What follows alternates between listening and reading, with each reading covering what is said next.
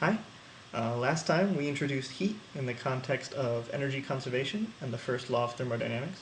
Today we're going to talk about some more about the actual heat transfer, in particular the rate of heat flow from one place to another. The two mechanisms we're going to talk about are conduction and radiation. These are the two mechanisms of heat flow which don't actually involve the motion of hot materials.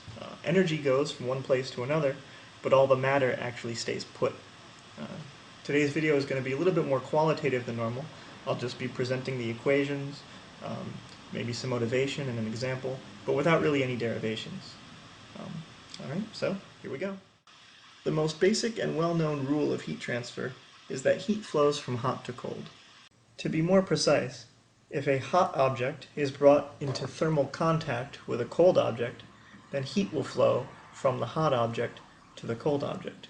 As the heat flows, the hot object will get colder, and the cold object will get hotter, until both approach some equilibrium temperature that's between the two starting temperatures.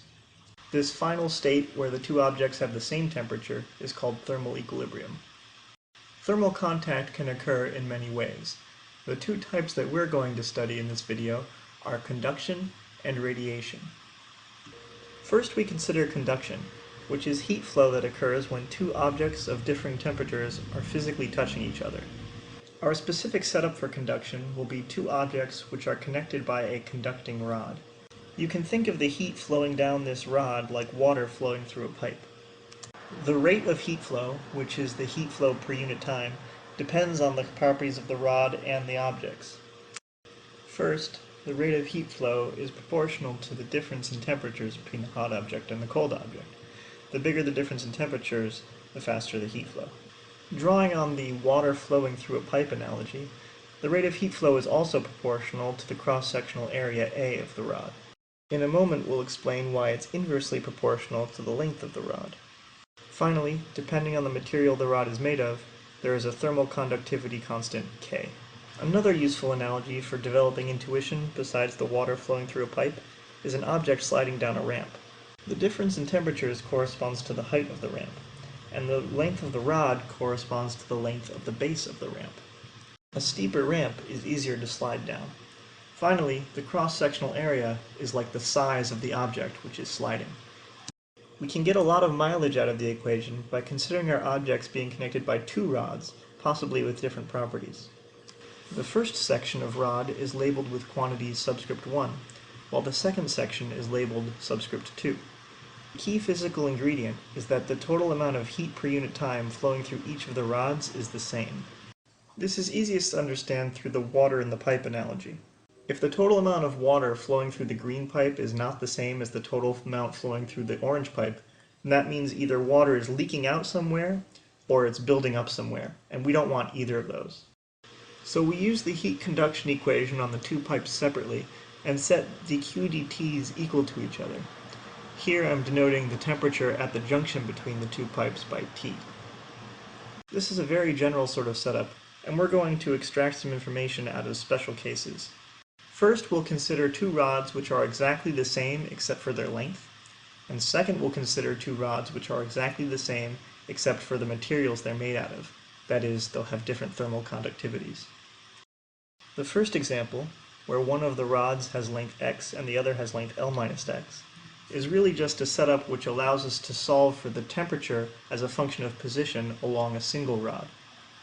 That is, when we set the rate of heat flow along the first section of rod equal to the rate of heat flow along the second section of rod, and solve for the temperature at the junction T, we're really solving for T as a function of x along the position of the rod. We know from the beginning that the temperature at one end of the rod is equal to TH, and the temperature at the other end is equal to TC. And what this does is it allows us to see how the rod goes from TH to TC along its length. After doing the algebra, we find that the temperature decreases linearly as a function of x. This is good news for the analogy we set up earlier, where we identified temperature as the height of the ramp, because of course the height of the ramp decreases linearly as one travels horizontally along the base of the ramp. The second example involves two rods, say one of metal and one of wood, which are of equal length and meet in the middle. The only difference between these two rods is their thermal conductivities K, so everything cancels out and we can solve for the temperature at the junction. We find that the temperature in the middle is a kind of weighted average between T hot and T cold, with the weightings depending on the relative thermal conductivities of the two materials. This means that the temperature difference across the rod with higher thermal conductivity is smaller. That's because the heat flows have to be the same across both, and the one with lower conductivity requires a higher temperature difference to maintain the same heat flow. In terms of our ramp analogy, if say K1 were the bigger conductivity, this would correspond to the first half of the ramp being very shallow, with the second half of the ramp being very steep. This gives us an indication of how we should think of the thermal conductivity in terms of the analogy. The thermal conductivity is sort of like a slipperiness of the ramp. The higher thermal conductivity, the easier it is to slide down the ramp. In the case of radiation, the objects do not have to be in physical contact for them to be in thermal contact. Radiation refers to the emission of light by any hot object. The wavelength of the radiated light depends on the temperature.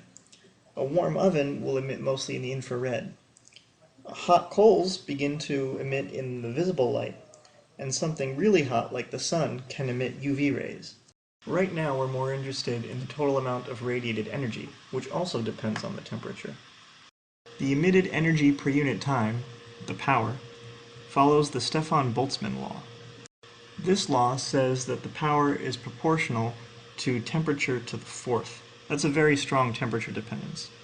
It's also proportional to the surface area A of the object. Sigma is the Stefan-Boltzmann constant, and is a fundamental constant of nature.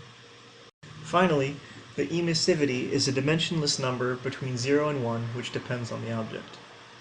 I'm not going to write down the numerical value of sigma, but I will note that it has units of power per area per temperature to the fourth, and using a combination of statistical mechanics and quantum mechanics, we can derive its expression in terms of Boltzmann constant K, h bar, and the speed of light. A typical setup for radiation problems consists of a hot radiating object and a cooler object farther away which absorbs the energy. Let's say this small target object is a distance d away from the source, and it has area A. Our objective will be to compute its temperature. The idea of these problems is that some total amount of power is being emitted at the surface of the source, and by the time it travels a distance d, it has been spread out over a gigantic sphere of radius d. The challenge is accounting for this spread.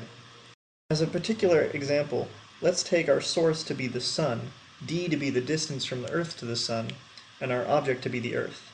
So this is the Earth, and here are the sun's rays coming in and hitting it. We need to figure out what fraction of the power being emitted by the sun is being absorbed by the Earth.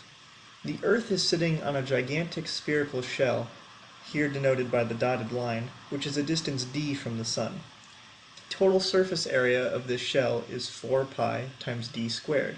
The fraction of the total power emitted from the sun, which is absorbed by the Earth, is equal to the cross-sectional area of the Earth divided by the area of this gigantic sphere. So the fraction of the sun's power, which actually hits the Earth, is pi times the radius of the Earth squared divided by 4 pi times the Earth-Sun distance squared. We're going to multiply this by the total power emitted by the sun, which, assuming that the emissivity of the sun is 1, is the surface area of the sun times sigma times the surface temperature of the sun to the fourth. Now we want to use this expression, which I've simplified, to find the temperature of the Earth. If the Earth has some finite temperature, then the Earth must also be radiating, pictured here. If the Earth's temperature is not changing, then that means the total energy entering the Earth has to be the same as the total energy leaving the Earth, which means that the power emitted is the same as the power absorbed. The power emitted, assuming that the Earth has emissivity 1, is the surface area of the Earth times sigma times the temperature of the Earth to the fourth, and we can set this equal to the expression we already have for the power absorbed by the Earth. This method of computing the temperature of the Earth is admittedly very crude, but is surprisingly accurate, and is the correct starting point for any more detailed calculation.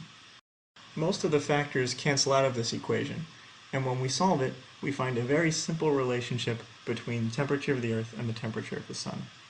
Plugging in all the numbers, we find that our estimate is about 280 Kelvin. This is amazingly close to the correct answer, especially considering the simplicity of our calculation and the assumptions that went into it.